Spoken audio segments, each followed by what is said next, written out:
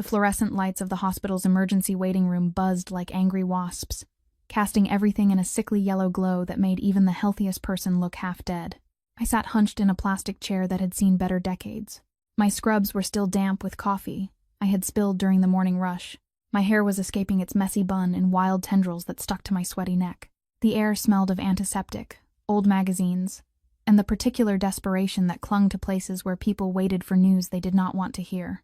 I had been on my feet for 16 hours straight, covering a double shift because Sarah called in sick again, and my lower back screamed with every breath. My eyes burned. My hands trembled slightly. Not from caffeine, but from the bone-deep exhaustion that comes when you have pushed yourself past every reasonable limit and then kept going anyway. I was invisible here, just another nurse in wrinkled scrubs. I was one of the nameless faces that kept this place running while doctors got the glory and administrators got the paychecks. The ambulance bay doors crashed open, and I barely looked up. It was just another night in Chicago's busiest trauma center. But then I smelled it. Expensive cologne. It was something dark and woody with notes of bergamot cutting through the antiseptic haze like a knife through fog. Italian leather followed, then the soft creak of shoes that cost more than my monthly rent. The air itself seemed to shift, growing heavier and charged with an energy that made the hair on my arms stand up. I lifted my head. He moved through the waiting room like a shark through water fluid, predatory, and utterly out of place among the sick and wounded. He was tall and broad-shouldered, wearing a charcoal suit so perfectly tailored it looked painted on. Dark hair was swept back from a face that could have been carved from marble. It was all sharp angles and strong lines, but it was his eyes that caught me and held me frozen in my uncomfortable plastic chair. They were dark eyes that missed nothing, sweeping the room with the kind of awareness that spoke of danger and of violence carefully leashed. 2 men flanked him. They were thick-necked and silent, their hands hovering near their jackets in a way that made my nurse's instinct scream guns. They moved like soldiers, checking exits, watching corners, and creating a buffer zone around their charge. The man in the center, because he was clearly the one who mattered, stopped at the intake desk. Even the way he stood commanded attention, his weight balanced like a boxer's, ready for violence at any moment. The receptionist actually stammered. "I need to see Dr. Reeves," he said. His voice was like whiskey and smoke, low, rough, and utterly compelling. It was not a request, it was a statement of fact. I should have looked away. I should have minded my own business. I should have kept my head down. A practice I had learned growing up in the foster system. This skill had been perfected over 3 years of nursing school, all while working 2 demanding jobs. I should have stayed invisible and safe, but I was so tired. I was so incredibly tired that my brain had stopped filtering properly. "Dr. Reeves is in surgery," I heard myself say. "He will be another 2 hours at least." Those dark eyes swung toward me, and I felt the impact like a physical thing. My breath caught. Up close, he was devastating. He was not handsome in any conventional way, but compelling and magnetic, with a scar cutting through his left eyebrow, and another along his jaw that spoke of a violent past. His gaze pinned me to my chair, and I saw him actually see me for the first time. Those eyes tracked from my exhausted face to my stained scrubs to my worn sneakers. Something flickered across his expression. Surprise, maybe, or interest. "Who are you?" he asked. "Nobody," I said automatically, then winced. "I mean, I am Emma Ross. I am a nurse here." "Emma?" He said my name like he was tasting it, rolling it around in his mouth. "What happened to Dr. Reeves?" Multi-car pileup on the Dan Ryan Highway. 3 critical patients in the operating room. I stood up, swaying slightly, and his hand shot out fast. It was so fast that he caught my elbow to steady me. His touch burned through my thin scrub top, and I jerked back instinctively. "Sorry. Long shift." He did not let go immediately. His fingers lingered, warm and possessive. I saw something dangerous flash in his eyes. "Boss," one of his men murmured urgently. "We should go. We are too exposed here." The man, the boss, apparently, ignored him completely. "When did you last eat?" The question was so unexpected that I actually laughed. It was a slightly hysterical sound. "I don't." "What does that have to do with anything? Answer me." And God help me, I did. Something in his voice made it impossible not to. "Yesterday morning, I think." Before my shift started, his jaw tightened, a muscle ticking beneath the scarred skin. "That is more than 24 hours. "Yeah, well," I shrugged, trying for casual and probably failing. "Welcome to nursing in America. We are all slowly dying on our feet. But hey, at least we have student loans to keep us company." I was babbling. Exhaustion made me stupid. It made my mouth run without my brain's permission. His men looked increasingly uncomfortable, shifting their weight with their hands definitely on weapons now. But he just kept watching me with those predator's eyes, and I could not seem to look away. "You need to sit down," he said, "before you fall down." "I'm fine. You're swaying." The waiting room tilted sideways. My vision grayed at the edges. Damn it. I had pushed too hard and ignored too many warning signs. My knees started to buckle. Strong arms caught me before I hit the ground. He moved faster than anyone that size should be able to move, sweeping me up against a chest that felt like warm steel. That expensive cologne surrounded me, mixed with something uniquely him: gunpowder, mint, and danger. My cheek pressed against silk and muscle, and I felt his heart beating, slow and steady, completely calm despite the chaos. "I've got you," he murmured. The words vibrated through me. "When was the last time someone took care of you, Emma?" Never. The answer was never. But I could not say that. I could not admit how pathetically alone I was in this city of millions. So, I did something incredibly stupid instead. I wrapped my arms around his neck and held on. "Just hug me for a second," I whispered against his shoulder. I was too tired to care about propriety or consequences, or the fact that this man radiated danger like other people radiated heat. "Please, I did not know what I needed. Comfort, warmth, or proof that I existed, and that someone could see me. Really see me, even for a moment." He went completely still. I felt it. I felt every muscle in his body lock down. I felt the sudden tension in his men. I felt the waiting room itself seem to hold its breath. His arms tightened around me fractionally and carefully, like I was something fragile that might shatter. "Boss," one of the guards started. "Quiet," he said, and the single word carried absolute authority. He held me right there in the emergency waiting room in front of God and everyone. This dangerous stranger held me like I was precious. One large hand cupped the back of my head, fingers threading through my hair, and the other spread across my lower back, supporting my weight effortlessly. He smelled like money and violence, and something darker, something that should have terrified me. It didn't. For those few seconds, I felt safe. I felt safer than I had felt since I could not remember, since before my parents died. Maybe. I had not felt this way since my time before the foster homes, enduring constant survival.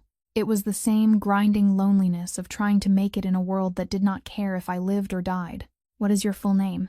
he asked quietly, his breath warm against my temple. "Emma Caroline Ross. I am so tired. So tired." "Why?" "Just curious." His hand moved in my hair. "Where are you from, Emma Caroline Ross?" "Nowhere. Everywhere." I should pull away. I knew I should pull away, but his heartbeat was steady beneath my ear, and his arms were so warm. I was so cold. I was always so cold. Foster kid. Aged out at 18. Nursing school on scholarships and spite. No family? Not anymore. Something in his chest rumbled. It was not quite a growl, but close. "How old are you?" 23. "You are old enough to know better." There was dark amusement in his voice now, but apparently not old enough to be smart. I finally pulled back. Or tried to. His arms loosened but did not release me completely, keeping me steady on my feet. We were too close. His face was inches from mine, and I could see gold flecks in those dark eyes. I could see the exact moment something shifted in his expression. Possession. That is what I saw. It was raw, hungry possession. It should have scared me senseless. Instead, my traitorous body went warm all over. I started. "Emma Ross." A security guard appeared at my elbow, young and nervous. "Dr. Chen needs you in trauma too. Immediately." Reality crashed back. I stepped away from the stranger, and this time he let me go, though his hands lingered until the last possible second. I smoothed down my scrubs uselessly, aware I looked like hell and aware I had just hugged a complete stranger in the middle of a hospital. I was aware that his men were staring at me like I was some kind of exotic creature that had wandered into their territory. "I have to go," I said unnecessarily. "I know." He reached into his jacket. His men tensed, I noticed, until they saw what he was pulling out. It was a business card made of heavy stock and embossed. He pressed it into my palm, his fingers closing over mine. "Call me when your shift ends. I don't even know your name." His smile was sharp, dangerous, and absolutely devastating. Dante Castigliano. The name meant nothing to me. Should it?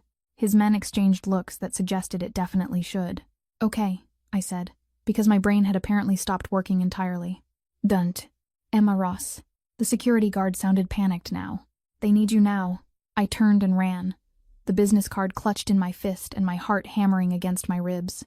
I did not look back. I couldn't. If I looked back, I would see those dark eyes watching me, and I would do something even stupider than I had already done. I made it to Trauma 2, scrubbed in, and focused on the gunshot wound patient bleeding out on the table. But my mind kept drifting back to expensive cologne and dangerous hands, and the way he had held me like I mattered. It was only later, during my break at 3 a.m, that I searched his name online. The results made my blood run cold. Dante Castigliano, head of the Castigliano crime family, suspected in 17 murders, though nothing had ever stuck, controlled most of Chicago's South Side with fingers in everything from construction to politics. He was dangerous, ruthless, and untouchable. And I had hugged him. I had asked a Mafia Boss to hold me. The business card felt like it was burning a hole in my pocket. I should throw it away, block the number, and forget this ever happened. Instead, at 6 a.m, when my shift finally, mercifully ended, I found myself in the parking garage. I was staring at my ancient Honda Civic, with its rusted bumper and a check engine light that had been on for 6 months. Dawn was breaking over the Chicago skyline, painting everything in shades of pink and gold. My phone buzzed. It was an unknown number. "Did you eat yet?" I should have been terrified. I should have called the police. I should have done literally anything except what I did. I texted back, "No." The response was immediate. "Where are you?" "Hospital parking garage. Level 3. Stay there." 10 minutes later, a black SUV with tinted windows pulled up beside my car. The back door opened. Dante Castigliano looked at me from the leather interior, still wearing that perfect suit and still radiating danger. "Get in, Emma," he said quietly. "Let me feed you." I thought about my empty apartment, my student loans, my bone-deep loneliness, and the way he had held me like I was something worth protecting. I got in. The door closed behind me with the solid thunk of expensive engineering. As the SUV pulled away, I realized I had just made a choice that would change everything. I just did not know how much. Not yet, but I would. God, I would. The SUV's interior smelled like leather and wealth, a world away from my car's perpetual scent of old fries and desperation. Dante sat across from me in the spacious back seat, one arm draped casually along the top of the leather. His dark eyes tracked every micro-expression that crossed my face. The driver was silent, separated from us by a privacy screen. One of his guards sat in the passenger seat. I could see the back of his thick neck and the way his head moved constantly, scanning and watching. "Seatbelt," Dante said, and I realized I had forgotten to put it on. My hands shook slightly as I fumbled with the buckle. Adrenaline was catching up with exhaustion, making my fingers clumsy. He leaned forward without warning, his hands covering mine, warm and steady and sure. He clicked the seatbelt into place himself, his face inches from mine, close enough that I could see the individual lashes framing those dangerous eyes. "Thank you," I whispered. "You're trembling."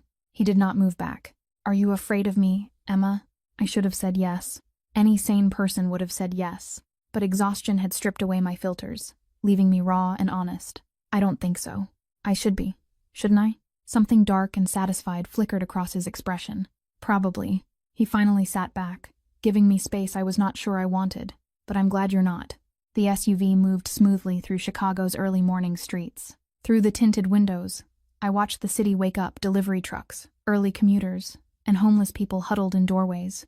This was my city, the place I had struggled to survive in for 5 years, fighting for every inch of ground. "Where are we going?" I asked. "Somewhere safe." He pulled out his phone and typed something with quick, efficient movements. "Somewhere you can eat without being interrupted." "I have to sleep sometime. I work again tonight." His jaw tightened. "Tonight? You just worked a double." "Short-staffed. I need the money." I did not know why I was telling him this. Maybe because he had held me. Maybe because I was too tired to maintain the walls I usually kept up. "Student loans don't pay themselves." "How much?" "What? How much do you owe?" His voice was casual, but I saw the intensity in his eyes. He leaned forward slightly, like my answer mattered. That is personal." "Emma." My name in his mouth sounded like a caress and a command all at once. "How much?" $147,000. The number felt obscene in the luxury of this vehicle. "Give or take. The interest keeps growing faster than I can pay it down. I will probably die still owing money." The muscle in his jaw ticked again. "No, you won't." Before I could ask what he meant, the SUV pulled into an underground parking garage.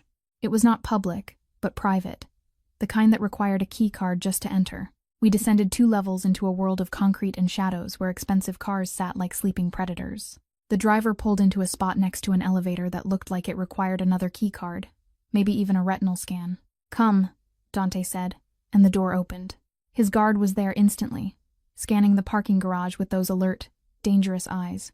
I climbed out, my sneakers squeaking on the polished concrete. Dante's hand found the small of my back, warm and possessive, guiding me toward the elevator. His touch sent heat racing up my spine, and I hated how much I liked it and how right it felt.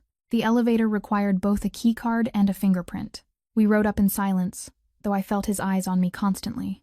It was that predator's gaze that missed nothing. I caught our reflection in the polished steel doors him, immaculate and powerful me, a mess in stained scrubs with dark circles under my eyes and hair falling out of its bun. We did not belong in the same universe, let alone the same elevator. The doors opened directly into a penthouse apartment that stole what little breath I had left. Floor-to-ceiling windows overlooked Lake Michigan, the water spreading out endlessly, catching the early morning sun and throwing it back in shades of copper and gold. The space was masculine and expensive, with clean lines, dark leather, and art that probably cost more than I would make in a lifetime. "Is this yours?" I asked stupidly. "One of mine." He guided me deeper into the apartment, past furniture that looked like it belonged in a museum, toward an open kitchen that gleamed with stainless steel and marble. "I have several properties. For security reasons." "Right. Because he was a crime lord, a mafia boss, a man who probably had people killed before breakfast. I should run.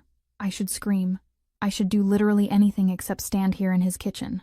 I watched him shrug off his suit jacket and roll up his sleeves, revealing forearms corded with muscle and marked with scars. "Sit," he said, pointing to a bar stool at the massive marble island. I sat. My body was past the point of arguing with direct commands. He moved around the kitchen with surprising efficiency, pulling ingredients from a refrigerator that looked like it cost more than my car: eggs, butter, bread, and cheese. His hands were quick and sure, with no wasted movement, and I found myself mesmerized by the casual domesticity of it, this dangerous man making me breakfast. "You cook?" I asked. My mother insisted all her children learn. A small smile touched his lips, there and gone. She said a man who could not feed himself was no man at all. Is she still around?" "No." The word was flat and final. "She died when I was 17. Cancer." "I'm sorry." He cracked eggs into a bowl with one hand. The movement was practiced and precise. "Don't be. It was a long time ago." His eyes found mine. "Tell me about your parents." I should have deflected. I should have kept my walls up. But there was something about him. The way he had held me. The way he looked at me like I was the only person in the world, that made me want to talk. "Car accident. I was 8. The words came out flat and matter-of-fact, the way they always did. "Drunk driver. They died on impact. Or so they told me." I went into the system after that. "Foster homes." I shrugged. "You know how that goes." "No." He added butter to a pan. The sizzle was loud in the quiet kitchen. "I don't." "Tell me." So I did. I told him about the first family who only wanted the check. The second, who had too many kids already and no time for one more. The third, where the dad had hands that wandered. I told him about learning to be invisible, to take up no space, and to survive on scraps and willpower. I told him about aging out at 18 with nothing but a garbage bag full of clothes and a determination to be something more than another statistic. He listened while he cooked, his face impassive, but his hands grew rougher with the ingredients, cracking the eggs harder than necessary and whisking with barely contained violence. "The family with the father," he said quietly and dangerously. "What was his name?" "It doesn't matter. That was 10 years ago." "His name, Emma." The way he said it made my stomach clench with something that was not quite fear. "Richard Morrison. But I only stayed there 3 months before they moved me." "It's fine. I'm fine. You're not fine." He plated the eggs, perfectly fluffy omelets with cheese and herbs I could not identify. He set one in front of me with toast that looked homemade. "You work yourself to death. You don't eat. You don't sleep. You are alone in a city that will chew you up and spit you out without a second thought. I'm surviving. Surviving isn't living." He sat across from me, his own plate untouched, watching me with those intense, dark eyes. "Eat." I picked up the fork. The omelet was perfect, melting on my tongue, and I realized I was actually starving. I ate like someone who had just remembered food existed, shoveling it in without grace or manners. He watched every bite, that possessive look growing stronger. "When do you work again?" he asked. "Tonight, 7 p.m. That gives you 12 hours. He pulled out his phone and typed something. "You will sleep here." I nearly choked on my toast. "What? No, I can't." "You are dead on your feet, Emma. You will crash driving home." He said it like it was already decided. "There is a bedroom down the hall. Clean sheets, blackout curtains. You will sleep, and when you wake up, we will talk. Talk about what? Everything. He stood and moved around the island toward me, and my heart kicked into overdrive. He stopped close enough that I had to tilt my head back to meet his eyes. You hugged me last night. You asked a stranger to hold you. Do you make a habit of that? No. My voice came out breathy. Never. I don't know why I did that. I do. His hand came up, and I thought he would touch my face, but he stopped just short, his fingers hovering near my cheek. You recognized something in me. The same thing I recognized in you. What is that? Loneliness. The word hung between us, raw and honest. The kind that does not go away no matter how many people surround you. The kind that makes you invisible even in a crowded room. My throat tightened. You're not lonely. You have people, guards, and a family probably. I have employees, soldiers, and people who fear me or want something from me. His hand finally made contact, his thumb brushing across my cheekbone with devastating gentleness. But lonely? Yes, Emma. I am incredibly lonely. I have been for longer than I care to admit. I could not breathe. I could not think. His touch was doing things to me, making me want things I had no business wanting from a man like him. I should go, I whispered. No, it was not a command this time. It was a plea. Stay. Sleep. He paused. Let me take care of you for today. Every survival instinct I had honed over 23 years screamed at me to run. This man was dangerous. This situation was insane. I did not know him. I did not know what he wanted from me or what price I would pay for accepting his help. But God, I was so tired of fighting alone. Okay, I heard myself say. Just for today. His smile was small but genuine, transforming his face from dangerous to devastating. Come on, I will show you the bedroom. He led me down a hallway lined with more expensive art to a bedroom that was bigger than my entire apartment. The bed was massive, dressed in what looked like Egyptian cotton in shades of charcoal and cream. The blackout curtains he had mentioned were already drawn, making the room a peaceful cave. Bathroom is through there, he pointed to a door. Help yourself to anything you need. I will be in my office if you need me. He turned to leave, and before I could stop myself, I caught his hand. He froze, looking down at where my small hand gripped his larger one. Thank you, I said quietly, for all of this. The food, the place to sleep, and for seeing me. Something blazed in his eyes, hot, possessive, and hungry. He lifted my hand to his lips and pressed a kiss to my knuckles that sent electricity shooting up my arm. I see you, Emma Caroline Ross. Believe that. Then he was gone, closing the door quietly behind him.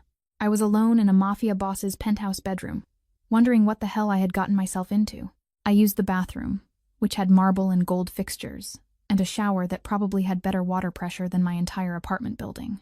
I found a t-shirt in the closet that smelled like him, like danger and expensive cologne. I put it on because my scrubs were disgusting, and I was too tired to care about boundaries.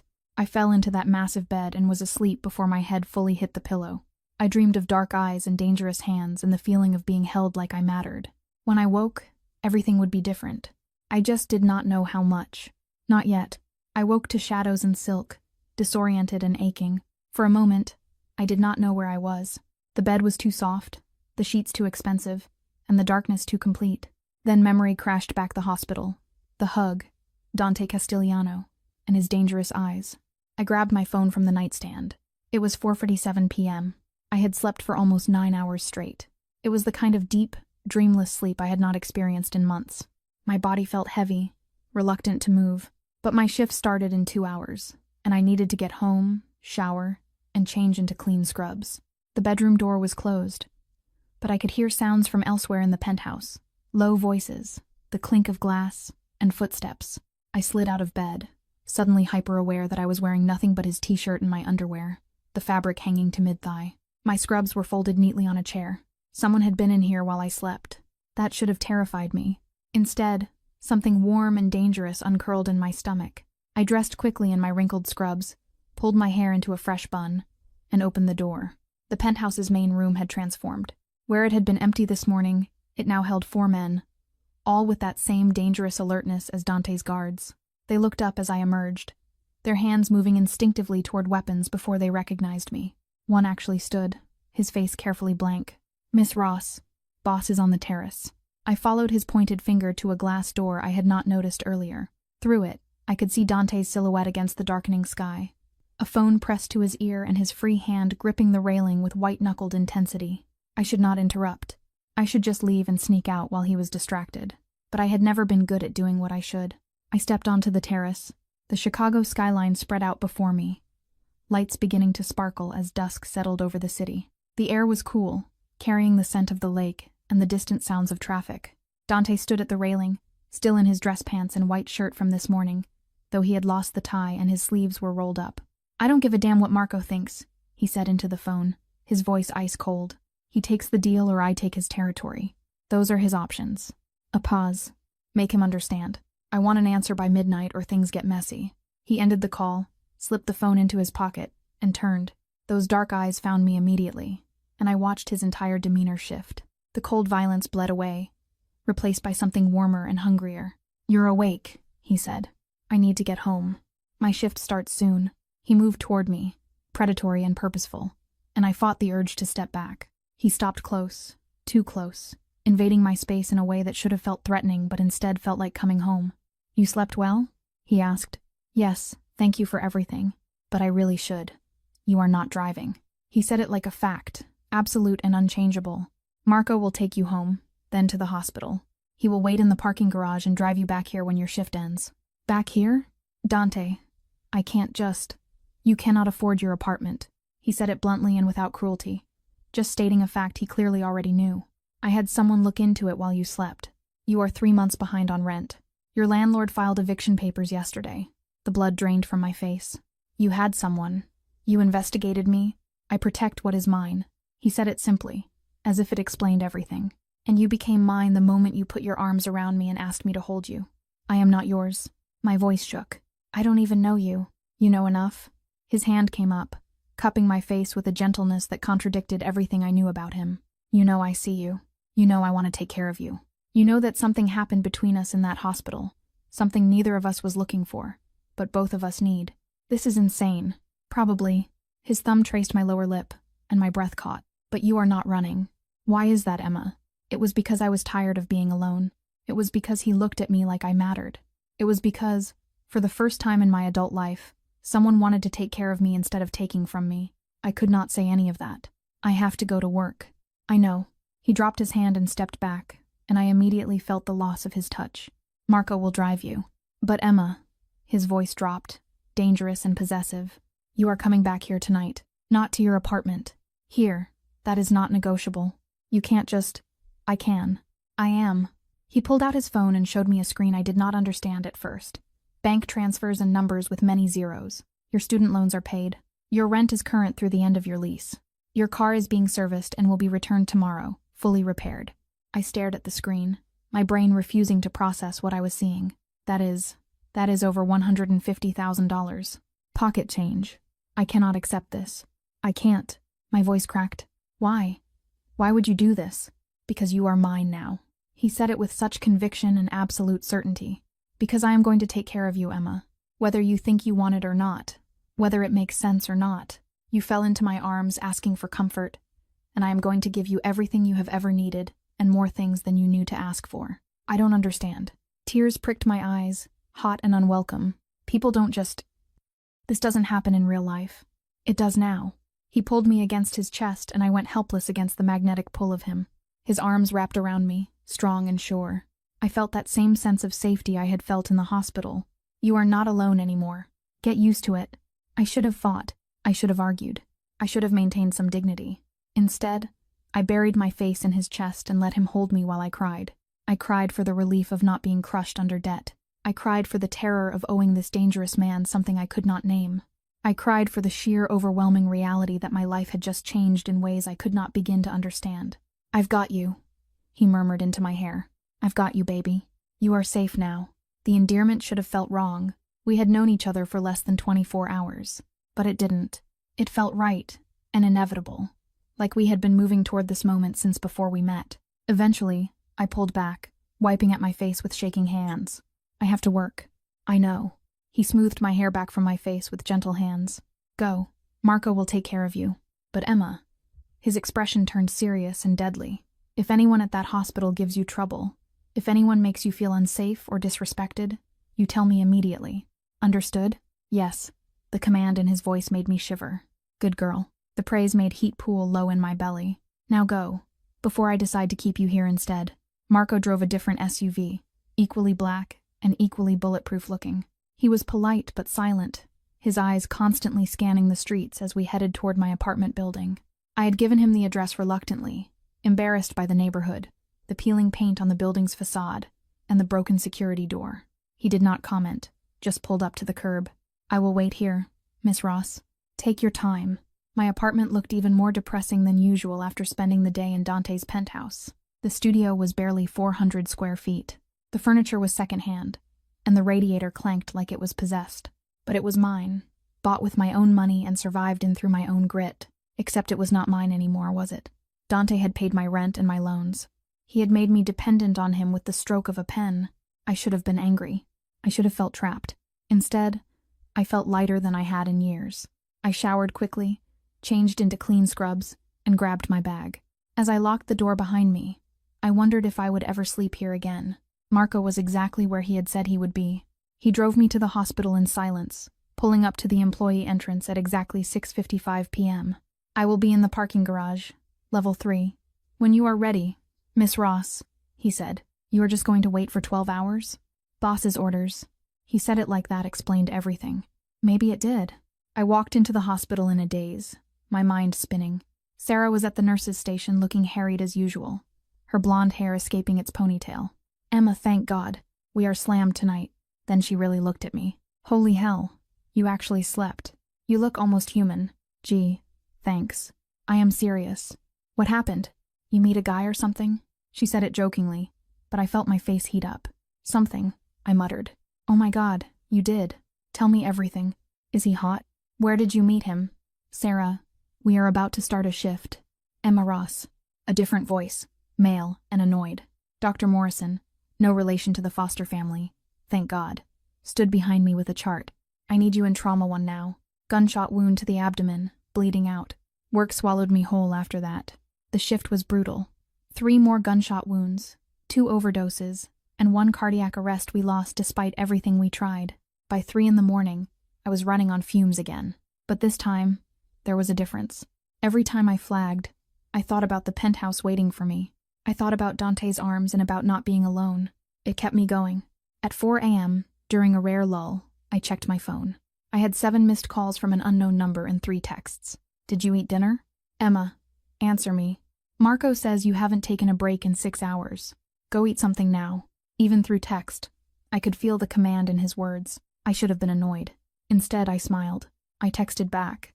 "Busy night. I'm fine." The response was immediate. "That is not eating. There is a bag for you at the nurse's station." Marco brought it. I walked to the desk. Sure enough, there was a bag with my name on it. Expensive, insulated, and from a restaurant I had never heard of. Inside was still warm pasta, fresh bread, a salad, and chocolate cake that looked like it cost more than my hourly wage. Sarah whistled low. "Okay, he is definitely a keeper. Nobody sends food like that unless they are serious." I ate in the break room, every bite reminding me that someone was thinking about me, caring about me, and making sure I was fed, even when I forgot to take care of myself. It was terrifying and wonderful in equal measure. The rest of the shift passed in a blur. By 7 a.m., I was dead on my feet again. But Marco was waiting exactly where he said he would be. He opened the door for me without a word, and I collapsed into the leather seat. "The penthouse, Miss Ross?" he asked. I should have said, no. I should have insisted on my apartment. I should have maintained some independence. "Yes," I heard myself say. "The penthouse." His slight smile suggested he had expected nothing else. When we arrived, the sun was rising again, painting the lake in shades of rose and gold. Marco escorted me up in the elevator using his own key card. I noticed how many people had access to Dante's private spaces. The elevator doors opened directly into the penthouse. Dante was waiting. He stood by those massive windows, silhouetted against the rising sun, wearing different clothes than yesterday, dark jeans and a black shirt that clung to his powerful frame. He had been awake all night, I could tell. There was a tension in his shoulders, and an edge to the way he held himself that spoke of violence barely leashed. When he turned and saw me, everything about him changed. The tension bled away, and his expression softened. He crossed the space between us in 3 long strides and pulled me into his arms without preamble and without asking permission. I went willingly, my body already learning his shape and already craving his warmth. "You're okay," he murmured into my hair. It was not a question. "I'm fine. Just tired." You ate what I sent? Yes. I pulled back to look at him. Thank you. You didn't have to do that. I take care of what is mine. He said it matter-of-factly, like it was the most natural thing in the world. His hand came up to cup my face, his thumb tracing the dark circles under my eyes. You are exhausted. Come on. He led me to the bedroom, the same one I had slept in yesterday. But now it felt different, more intentional, like this was becoming our space rather than just a guest room. He sat me on the edge of the bed and knelt in front of me, unlacing my sneakers with gentle, efficient movements. Dante, I can. Let me. His eyes flicked up to mine, dark and intense. Let me take care of you. So I did. I let him remove my shoes. I let him help me out of my scrubs, his movements clinical and respectful, even though I saw the heat in his eyes. He handed me one of his shirts again and turned his back while I changed. When I was ready, he pulled back the covers and guided me into bed. Sleep, he commanded softly. I will be here when you wake up. You don't have to. Emma. My name was a warning and a promise. I am not going anywhere. Sleep. I wanted to argue. I wanted to maintain some independence and some control over this situation that was spiraling into something I did not understand. But exhaustion won. My eyes were already closing as my head hit the pillow. The last thing I felt was his lips pressing against my forehead, gentle and possessive. Mine, he whispered. Fucking mine. I slept. When I woke this time, it was late afternoon again. The room was still dark behind the blackout curtains, but I was not alone. Dante sat in an armchair he had pulled close to the bed, his laptop open on his knee and his face illuminated by the screen's glow. He was working, but his free hand rested on the bed near my pillow, close enough to touch, like he could not bear to be completely separate from me even while I slept. Hey, I said, my voice rough with sleep. His head snapped up immediately, the laptop forgotten. Hey yourself. How do you feel? Better. I sat up, and his shirt, because that is what it was now, his shirt that I wore to sleep, slipped off one shoulder. His eyes tracked the movement. Darkening with hunger he did not try to hide. What time is it? 4:30. You slept about 9 hours again. He closed the laptop, set it aside, and moved to sit on the edge of the bed. He was close. Too close, yet not close enough. Your shift does not start until 7 tonight. You have time. Time for what? To talk. His hand found mine, threading our fingers together. The gesture was intimate and possessive, sending warmth racing up my arm. About what happens now. My stomach clenched. Dante, you can't. You cannot keep working these doubles, Emma. You are destroying yourself. I need the money. No, you don't. Not anymore. He said it gently but firmly. Your loans are paid. Your rent is paid. You do not have any financial pressure anymore. So what? I just quit? Become dependent on you? The words came out sharper than I intended. I am not some kept woman, Dante. I worked too hard to get where I am. I am not asking you to quit. His thumb traced circles on the back of my hand. I am asking you to stop killing yourself. Work normal shifts. Take care of yourself. Let me help you. Why? The question burst out of me, raw and desperate. Why do you care? You don't even know me. This is insane. We met 2 days ago and you are talking like we're what? He leaned closer, his eyes intense. Like you are mine? Like I would burn down the entire city before I let anything hurt you? Like I have been waiting my whole life for someone to look at me the way you did in that hospital? That is insane, I whispered. Probably. His other hand came up to cup my face. But that does not make it less true. I am 34 years old, Emma. I have spent the last 16 years building an empire, taking what I want, and destroying anyone who gets in my way. And in all that time, no one has ever looked at me like I was just a man. Someone worth holding. Someone safe. You are not safe. My voice shook. You are dangerous. You are a criminal. You probably kill people. I do. He did not flinch from the truth. I have killed 17 men personally and ordered the deaths of dozens more. I deal in violence, fear, and control. I am not a good man, Emma. I will not pretend to be. I should have run. I should have been horrified. I should have called the police. Instead, I asked, why did you kill them? Something flickered in his eyes. Surprise, maybe. Or respect, because they threatened my family, my territory, and my people. In my world, you protect what is yours, or you lose everything. And now I am yours. I could not keep the tremor from my voice. Yes, it was simple and absolute. From the moment you asked me to hold you, you became mine. And I protect what is mine, Emma. Always. I don't understand this. Tears pricked my eyes again. I don't understand how this happened, or what you want from me, or why I am not terrified right now. You are not terrified because you feel it too. He leaned forward until our foreheads touched, his breath warm against my lips.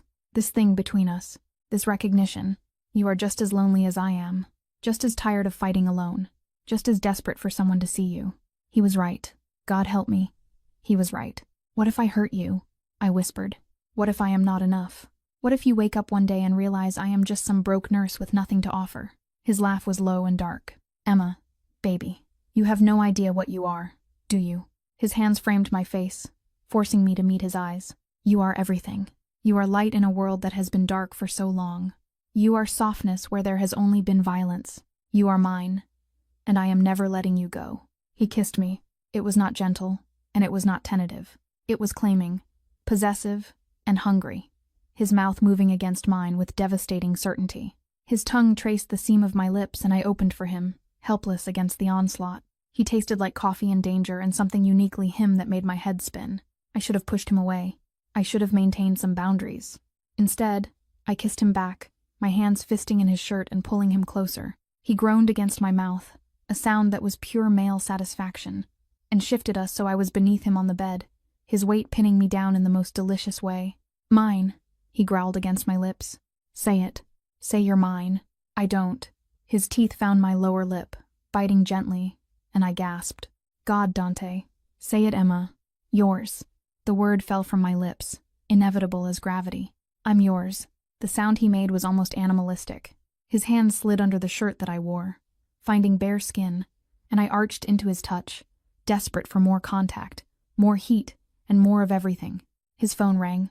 He ignored it, his mouth moving to my neck and his teeth scraping against sensitive skin in a way that made me whimper. It rang again. Dante, I gasped. Your phone.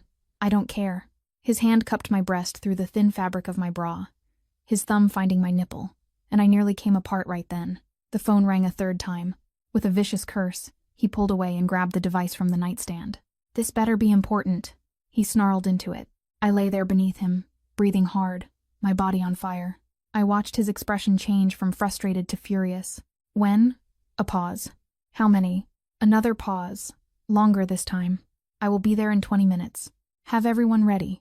He ended the call and looked down at me with such regret and such fury that my stomach clenched. What is wrong? I asked. Nothing you need to worry about. He climbed off me and I immediately felt the loss. Business. Something that needs my attention. Dangerous business? My voice was small. He paused, looking at me with those dark, intense eyes. Potentially. But I have been handling dangerous business for 16 years. I am not going anywhere, Emma. I promise you that. He helped me sit up and pressed a kiss to my forehead that felt like a brand. Stay here. Marco will be outside if you need anything. I will be back as soon as I can. How long? A few hours, maybe more. His jaw tightened. There is food in the kitchen. Anything you want is yours. But Emma, his voice dropped, commanding, you do not leave this penthouse. Not until I get back. Understood? Am I a prisoner? You are protected. He cupped my face, forcing me to meet his eyes. Someone's been asking questions about you. Someone connected to my world. Until I know who and why, you stay here where you are safe. Fear spiked through me. What kind of questions? Nothing for you to worry about. I am handling it. He kissed me again, hard and possessive. Stay here. Be safe. I will be back before your shift starts. Then he was gone, the door closing behind him with a quiet click that sounded like a cell door locking. I sat on the bed in his shirt, my lips still swollen from his kisses, and my body still aching for his touch, and wondered what the hell I had gotten myself into. Hours passed. I explored the penthouse carefully and felt guilty, like I was trespassing even though he had told me everything was mine. The kitchen was fully stocked with food I did not know how to prepare. The living room had a view that never stopped being breathtaking. There was a study with floor-to-ceiling bookshelves, and I found myself drawn to it. The books surprised me. They were not business texts or crime novels, but literature, poetry, and philosophy. I found a worn copy of The Count of Monte Cristo, with notes in the margins in handwriting I recognized as Dante's.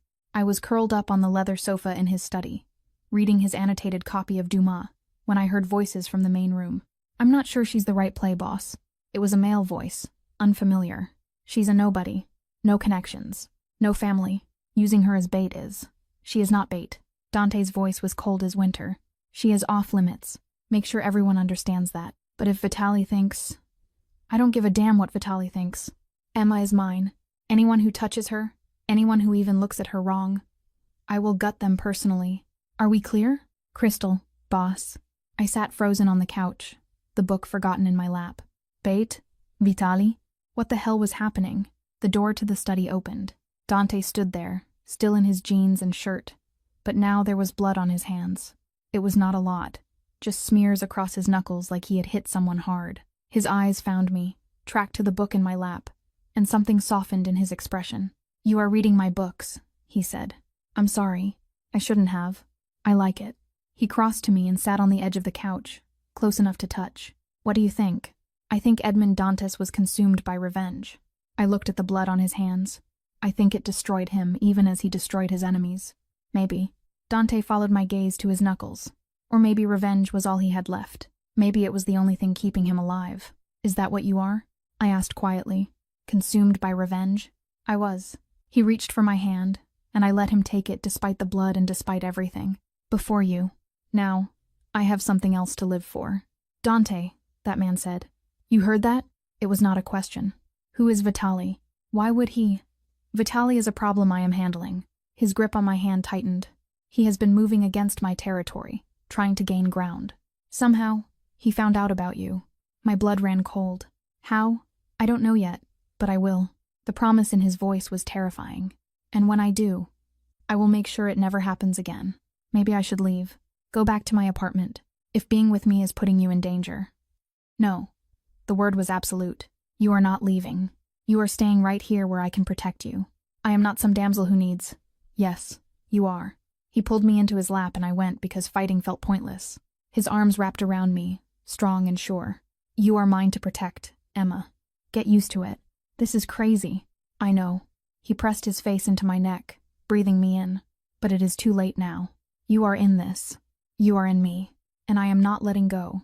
I should have fought. I should have maintained some independence. Instead, I wrapped my arms around his neck and held him back, just as tight and just as desperate. We stayed like that until it was time for my shift, wrapped around each other in his study. The Chicago skyline glittered outside the windows, and the world was closing in around us whether we wanted it to or not. Marco drove me to the hospital again, but this time there was a second SUV following us. More guards and more protection. The weight of Dante's world was closing around me like a fist, and I did not know whether to feel safe or trapped. Maybe both. The shift was quieter than the previous 2 nights. A blessing I was not sure I deserved. Between patients, I found my mind wandering to Dante, to the blood on his hands, and to the way he had held me in his study like I was the only thing keeping him human. I thought of the danger I had apparently brought into his life just by existing. At 2 a.m., Sarah cornered me in the break room. Okay, spill. Who is he? What? The guy. The one who has had you glowing for the past 3 days despite working yourself to death. She grinned. Come on, Emma. I have known you for 2 years. You have never looked like this. Like what? Like someone is actually taking care of you for once. Her expression softened. It is good to see. You deserve it. Did I? I was not sure anymore. My phone buzzed. It was a text from Dante. How's your night? I smiled despite myself, typing back. Quiet. Boring. Actually good. Boring is safe. I like safe when it comes to you. How was your night? A longer pause this time. Then handled. Don't worry about it. That meant violence. It meant someone had probably gotten hurt because of me, because of whatever threat this Vitali represented. Earth to Emma. Sarah waved a hand in front of my face. You're doing it again. That dopey smile thing. Shut up, I muttered. But I was still smiling. The rest of the shift crawled by. By 7 a.m., I was ready to collapse again, my body running on fumes despite the better sleep I had been getting. But Marco was waiting exactly where he said he would be. He opened the door for me without a word, and I collapsed into the leather seat. The penthouse? Miss Ross? He asked. I should have said no. I should have insisted on my apartment. I should have maintained some independence. Yes, I heard myself say. The penthouse. His slight smile suggested he had expected nothing else. When we arrived, the sun was rising again, painting the lake in shades of rose and gold. Marco escorted me up in the elevator using his own keycard. I noticed how many people had access to Dante's private spaces. The elevator doors opened directly into the penthouse. Dante was waiting. He stood by those massive windows, silhouetted against the rising sun. He was wearing different clothes than yesterday. Dark jeans and a black shirt that clung to his powerful frame. He looked like he had not slept at all. His jaw was shadowed with stubble, His eyes were rimmed with red, and there were new bruises on his knuckles. But when he saw me, his entire face transformed. "Come here," he said, and I went, helpless against the gravity of him. He pulled me into his arms and just held me, breathing me in like I was oxygen and he had been drowning. I felt the tension in his body and the barely leashed violence, and I pressed closer instead of pulling away. "Bad night?" I whispered against his chest. "Better now." His lips found my hair. "Much better now." He carried me to the bedroom. He actually carried me, lifting me like I weighed nothing. This time, when he helped me out of my scrubs, there was nothing clinical about it. His hands lingered, and his eyes tracked every inch of exposed skin. The hunger in his gaze made my breath catch. "Dante, I know. You need to sleep." He pulled one of his shirts over my head, his knuckles brushing against my skin and sending sparks racing through me. "But after you sleep, we need to talk." "About what?" "About the fact that you are not going back to that hospital." I stiffened. "What?" "It is not safe anymore. Vitali knows where you work. He could get to you there and I can't." His voice cracked slightly. "I cannot protect you there, Emma. Not the way I need to." "So what? I just quit? Give up everything I have worked for?" "No." He guided me to the bed and pulled the covers over me. "You take a leave of absence. A few weeks, maybe a month. Just until this situation with Vitali is resolved. And then what? Then you go back. Or you don't. Or you find something else. Whatever you want." He sat on the edge of the bed, his hand finding mine. "But right now, today, I need you safe. Please, Emma, don't fight me on this. I should have fought. I should have insisted on my independence, my career, and my life. But I saw the fear in his eyes. It was real fear, raw and honest, and I could not do it." "Okay," I whispered. "A few weeks. Just until it is safe."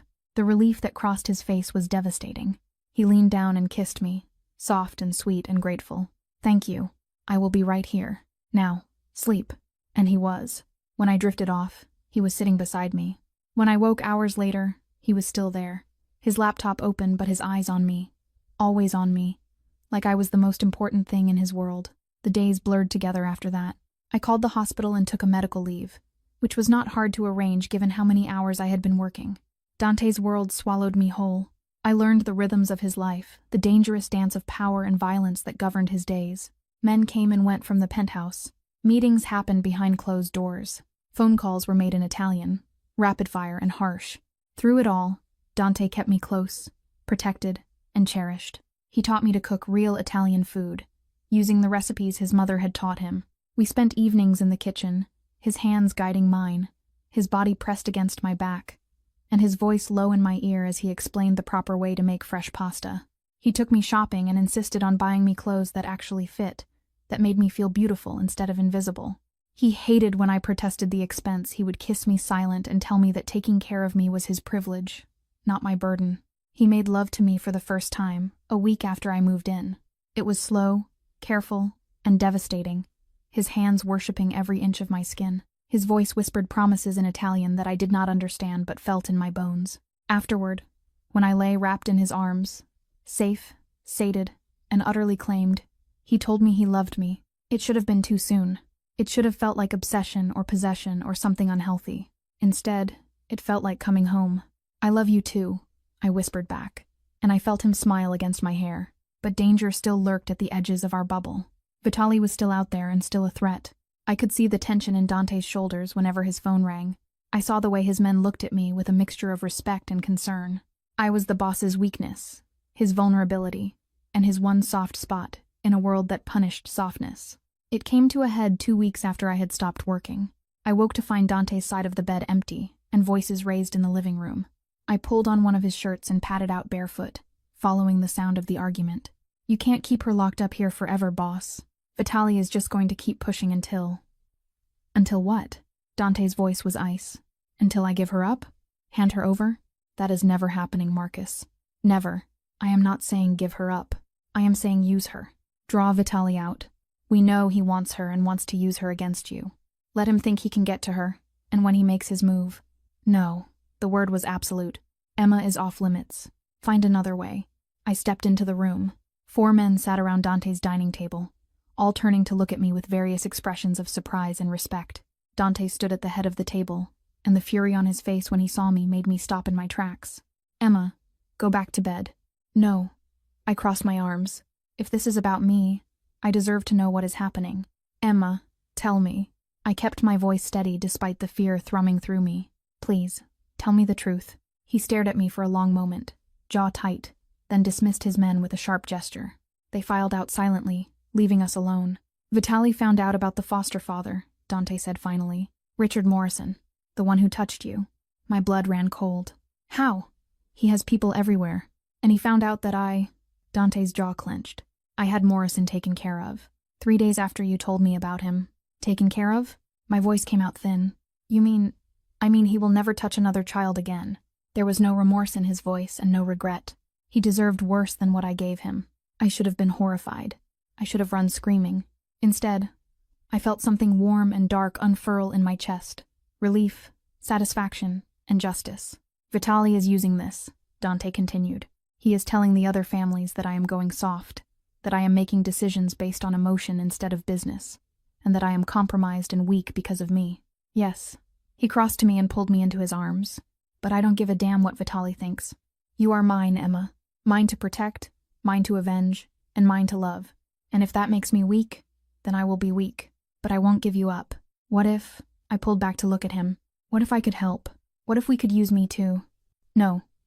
His hands tightened on my arms. Absolutely not. You are not bait. You are not a pawn. You are mine, and I protect what is mine. But if it would end this... Emma. He cupped my face, forcing me to meet his eyes. Listen to me very carefully. I would burn this entire city to the ground before I let anyone use you. I would walk away from everything I have built and everything I am before I put you in danger. Do you understand? Tears pricked my eyes. I don't want you to lose everything because of me. You're not listening. His thumb traced my cheekbone. You are everything. The business, the power, the respect.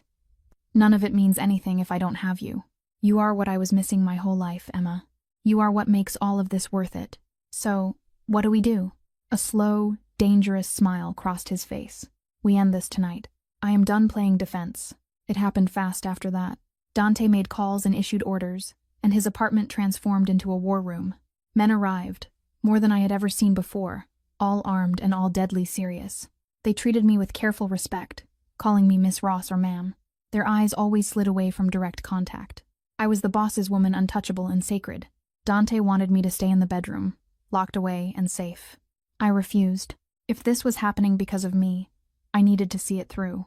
We compromised. I stayed in his study, surrounded by guards, while he and his men prepared for whatever was coming. At midnight, his phone rang. Castigliano, he answered, his voice cold. A pause. Where? Another pause.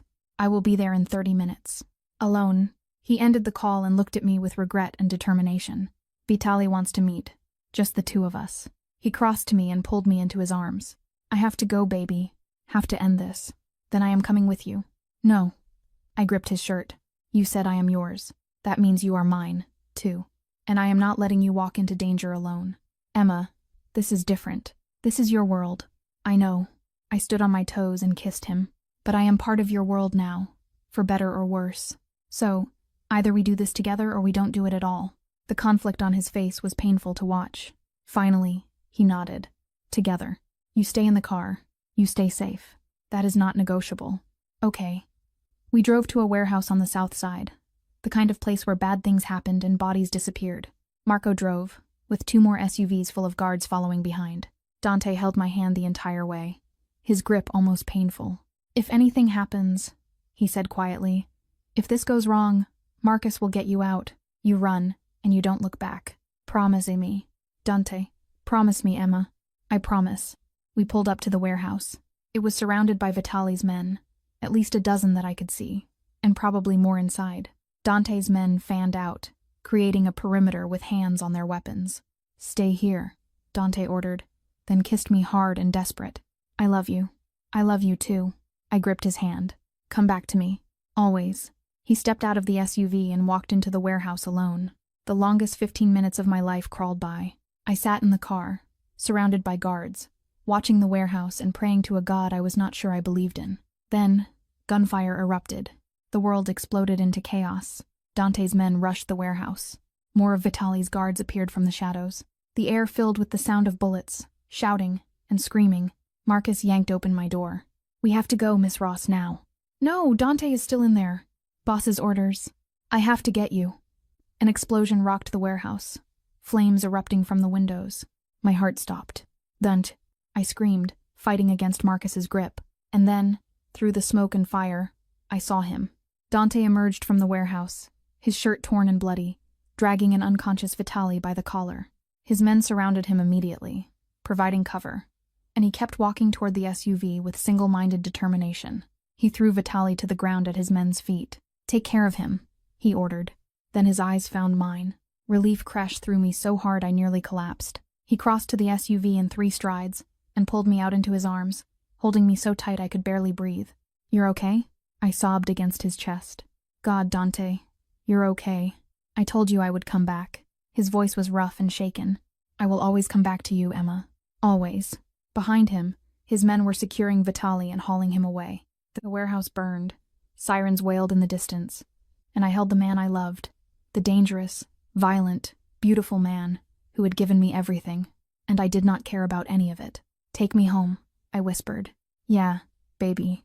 He kissed my hair, my face, and my lips. "Let's go home." 3 months later, I woke to sunlight streaming through the windows, the smell of coffee, and the sound of Dante singing softly in Italian in the kitchen. I stretched in our bed, because I had officially moved in 6 weeks ago, had given up my apartment, and made this penthouse my home. Our home. I found him at the stove, making breakfast in nothing but sleep pants, his muscled back on full display. He turned when he heard me, that devastating smile crossing his face. "Morning, beautiful. Morning."